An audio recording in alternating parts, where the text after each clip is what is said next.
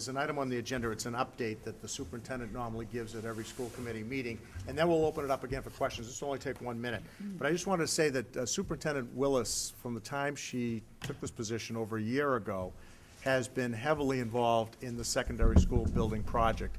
She's been the lead person for the administration in providing all of the information, and it's voluminous, that MSBA needed to move forward with this project. So the superintendent is up to date on this project as anybody. She's a member of the secondary school building committee, and again, she is the lead person from the administration. So I'm just going to ask her to, in addition to just giving us the update that's on the agenda, any other comments that you might have, Kathy, that you wanted to make about the project? Sure, and at the outset, I'd really like to thank our designer, Brad Dorr, who really brought me up to speed with the whole building project, the MSBA, what I needed to focus on as a brand new superintendent, and then helping me think through the process as we move to hire our OPM and then move on with where we are now in the schematic design phase. So thank you, Brad. I really appreciate the education that I received when I came to the district. As far as where we're at with the MSBA SSBC, the last SSBC meeting was held Tuesday, October 18th. The OPM and the designer are in the process of setting up an outreach meeting with the police chief, the fire chief, the DPW director, and the CPC to begin discussions about traffic patterns. We all know that's very important, and they're working on that already. Informational meeting dates have been identified, and this is the first of many dates that will take place regarding informational meetings at school committee meetings. You've met Jeff Simons tonight, and he will be the Citizens Chair for Project Promotion.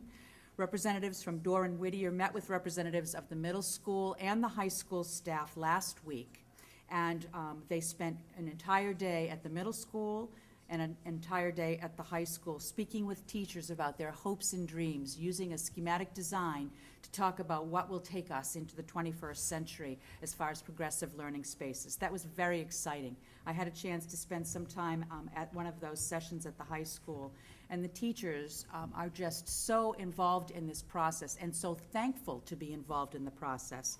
So again, I think we're well on our way in coming up with what will best meet the needs of our students now and many years from now.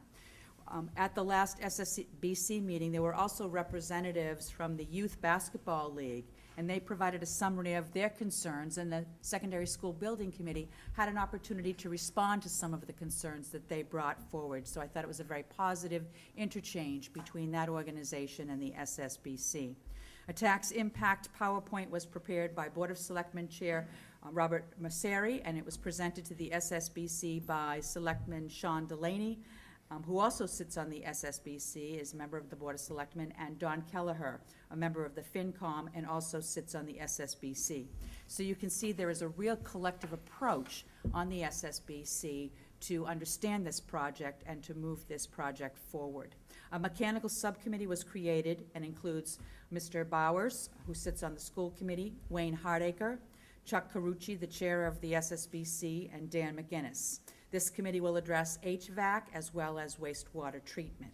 And the next meeting of the SSBC is scheduled for Tuesday, November 1st at 6:30 p.m. in the high school modular cafeteria. And those are public meetings? Those are all Anybody public can attend. meetings. Correct.